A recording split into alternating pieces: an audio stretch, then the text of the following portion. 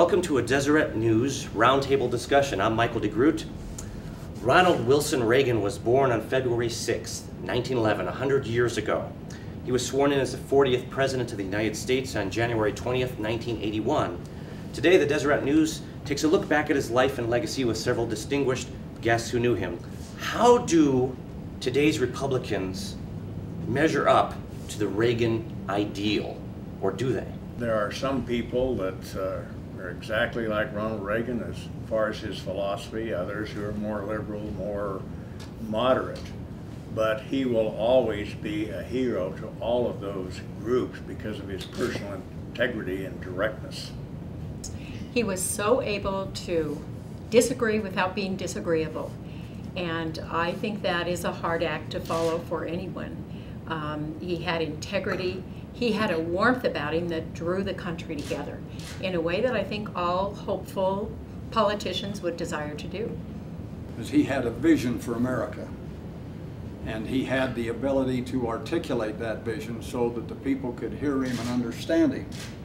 And then he had that characteristic that we don't really define, call it charisma, call it leadership, that caused people to want to follow him. And putting those three things together made him a great president. The thing I liked about Ronald Reagan was that he knew how to hold a position. He knew how to decide what he wanted to do and stay there.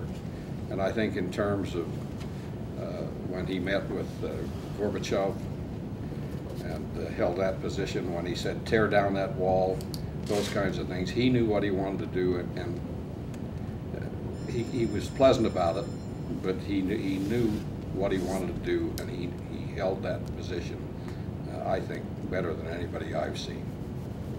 But after a person dies, you know, you can't say anything else except that they were wonderful and great. And in my association with the president, I found him that way. I had the opportunity of flying with him and other things. I found him to be one principled individual. In your life, you meet a few principled individuals, but this man was principled regardless of who he was with. But the nice thing about it, he could disarm anybody. He could disarm the toughest crowd or anyone who opposed him. What principles that were most important to him? I would imagine he had established a set of principles regarding politics more than anything. Also regarding how to run this country. He believed in many of the principles, I think, that are kind of all through the state of Utah. You know, hard work, work for what you get, honest, straight, and that type of thing. Yet he did it with a twinkle, and he did it with humor. I've been with him when he just disarmed about 100 people. They came in bitter and mad and all upset, and the time they left, they were all laughing and enjoying it. And I think that's why in 1984, I believe it was, he carried every state but Minnesota. And he came close to carrying that one. His people liked him. And I think a lot of politicians that say they compare themselves to Ronald Reagan, people, maybe they agree with him, but they don't like him because they come across a little too harsh. If you had to think of one word to best sum up President Reagan, what would that word be? He was always direct and to the point. I was Republican secretary in the Senate for half of his tenure as president. Used to go down there about every other week with Howard Baker. You asked the president a question, you got a direct answer. You didn't need an interpreter or someone to explain it. And that candor and honesty was so unbelievably helpful. I would again say warmth. Who else in a debate with Mondale would be able to smile and say, there you go again, and be able to charm everyone when Mondale had said something that perhaps he didn't want to hear again. And there wasn't 22 or 30 shades of gray in between. It was either right or it was wrong. And he said, and we're going to do what's right. And you could depend on it. And I think that's what Jake was talking about. But he could be tough. When this tear down this wall, Mr. Gorbachev, that was pretty tough. I think the toughest I've ever seen him is when I was in Reykjavik and he walked around the table and leaned down to Gorbachev and said, how do you say that word no in Russian? But that's how he said, "Niet," something like that. And the next day we saw a tremendous change in how they were approaching the United States. Up to that point they got what they wanted. They expected a kiss on the cheek that they got from the previous president, but they didn't get a kiss on the cheek from this man.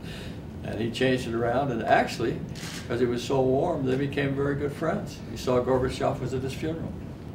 In what ways are President Obama and President Reagan similar? What ways are they the same, or what kind of ways are they the same? And also, in what ways do they diverge? Similar in being articulate.